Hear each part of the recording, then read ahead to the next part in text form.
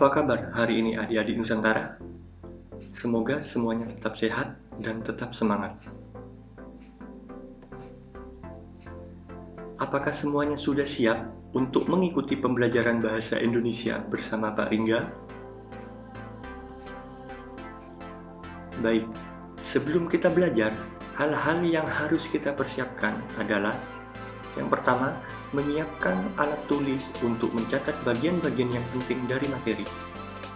Yang kedua, menyimak cuplikan penjelasan materi dalam video dengan seksama. Yang ketiga, melaksanakan tugas yang berkaitan dengan materi. Baik, kalau semua sudah siap, ayo kita belajar sekarang.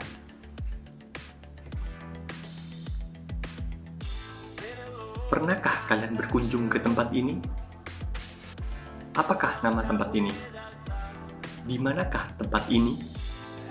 Apa yang akan kalian ceritakan tentang tempat ini kepada teman kalian? Pernahkah kalian berkunjung ke tempat ini? Apakah nama tempat ini? Di manakah tempat ini?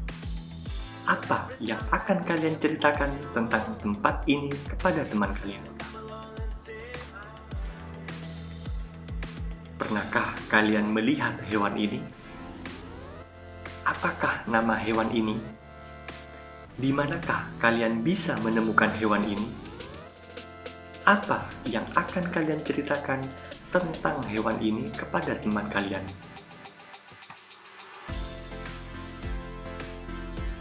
Gambar pertama adalah Taman Nasional Baluran di Situbondo, Jawa Timur. Gambar kedua adalah Pulau Padar yang terletak di kawasan Taman Nasional Komodo, Nusa Tenggara Timur. Dan gambar ketiga adalah Komodo. Komodo adalah kadal terbesar yang ada di dunia. Hewan ini dikenali dari ukurannya yang besar, kepala datar, kaki membungkuk, dan ekor yang panjang dan tebal. Lalu sekarang, apakah hubungannya gambar tadi dengan pembelajaran hari ini?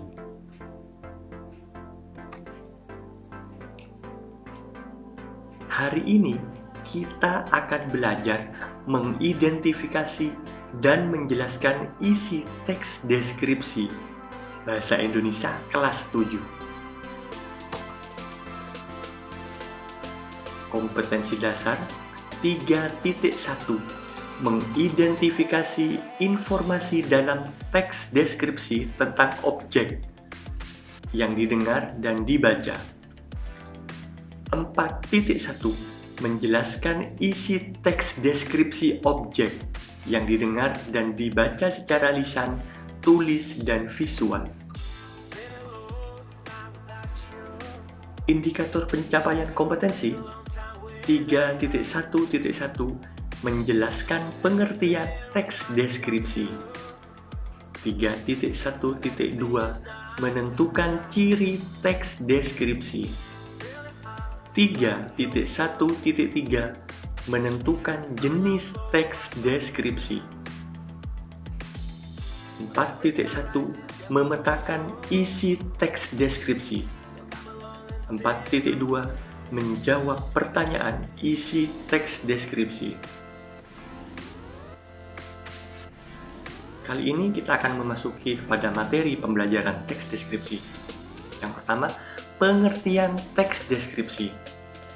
Menurut KBBI, Kamus Besar Bahasa Indonesia, teks deskripsi adalah pemaparan atau penggambaran kata-kata secara jelas dan terperinci, atau dalam hal lain yaitu uraian. Pengertian teks deskripsi menurut Goris Keraf pada tahun 1982 halaman 32. Teks deskripsi adalah sasaran yang ingin dicapai penulis. Deskripsi adalah menciptakan daya hayal atau imaji pembaca. Jadi, berdasarkan pengertian tersebut, dapat disimpulkan bahwa teks deskripsi adalah teks yang menggambarkan suatu peristiwa atau objek tentang pengalaman penglihatan, pendengaran, penciuman, dan perasaan.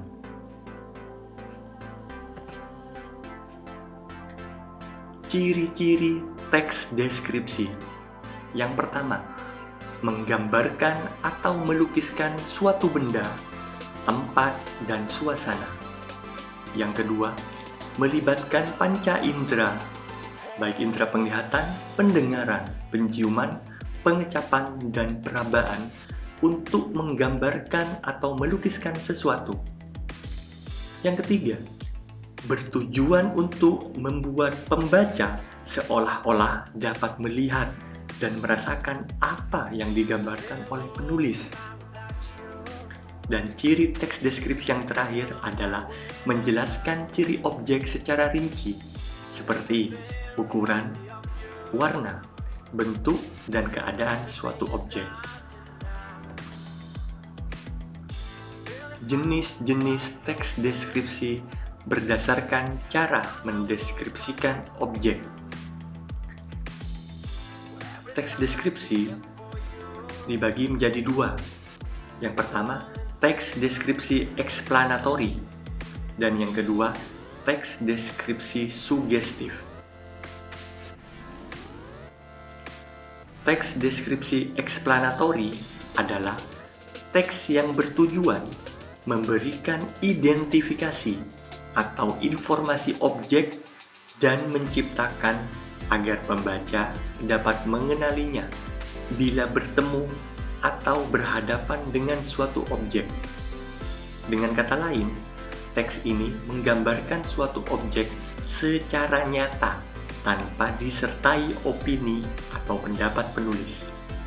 Contoh, aku memiliki seorang kakak laki-laki. Tingginya 185 cm, rambutnya bergelombang, kulitnya sawo matang, dan berkumis tipis. Selanjutnya, teks deskripsi sugestif. Teks deskripsi sugestif adalah teks yang berusaha untuk menciptakan suatu penghayatan terhadap objek melalui imajinasi pembaca. Penulis merangkai kata-kata untuk menggambarkan ciri, sifat, watak dari suatu objek agar pembaca dapat berimajinasi dengan apa yang digambarkan. Contoh, warung-warung bambu dengan jajanan khas. Mereka berjajar di tepi pantai, siap menggoda perut-perut yang sedang lapar. Berkunjung ke Pantai Suwu menjadi tidak sempurna jika tidak menyempatkan untuk mampir sekedar menikmati makanan khas di pantai ini. Para pengunjung seperti disuguhkan jamuan sembari menikmati lukisan alam yang menakjubkan. Jenis-jenis teks deskripsi berdasarkan objeknya. Yang pertama, teks deskripsi tempat atau spasial. Yang kedua, teks deskripsi benda atau objek. Yang ketiga, teks deskripsi waktu. Yang keempat, teks deskripsi orang. Yang pertama, teks deskripsi tempat atau spasial ialah teks yang melukiskan ruang atau tempat berlangsungnya suatu peristiwa. Yang kedua, teks deskripsi benda atau objek ialah teks yang melukiskan benda yang dilihat oleh penulis. Yang ketiga, teks deskripsi waktu ialah teks yang menggambarkan urutan waktu pada teks deskripsi. Yang terakhir, yang keempat, teks deskripsi orang ialah teks yang melukiskan orang secara rinci dari berbagai aspek seperti bentuk wajah, tinggi, rambut, suara, dan warna kulit. Selanjutnya, cara menentukan informasi teks deskripsi. Yang pertama, membaca keseluruhan teks deskripsi secara mendalam. Yang kedua, memahami isi teks deskripsi. Yang ketiga atau yang terakhir, menemukan ide pokok paragraf dalam teks deskripsi.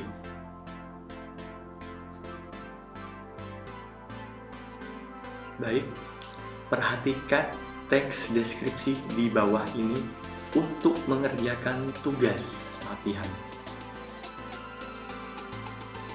Baik, setelah memperhatikan teks deskripsi tersebut, jawablah pertanyaan di bawah ini. Yang pertama, apa yang dideskripsikan pada teks tersebut? Yang kedua, sebutkan 3 contoh kalimat yang melibatkan panca indera pada teks deskripsi yang berjudul Gunung Bromo yang Menakjubkan. Yang ketiga, temukanlah paragraf atau kalimat yang menunjukkan teks deskripsi sugestif. Yang keempat, temukanlah ide pokok dari tiap-tiap paragraf pada teks deskripsi yang berjudul Gunung Bromo yang Menakjubkan. Yang kelima atau yang terakhir, buatlah kesimpulan pada teks deskripsi yang berjudul Gunung Bromo yang Menakjubkan. Terima kasih, rajin belajar, tetap semangat, dan jaga kesehatan. Dan sampai jumpa pada materi-materi bahasa Indonesia selanjutnya.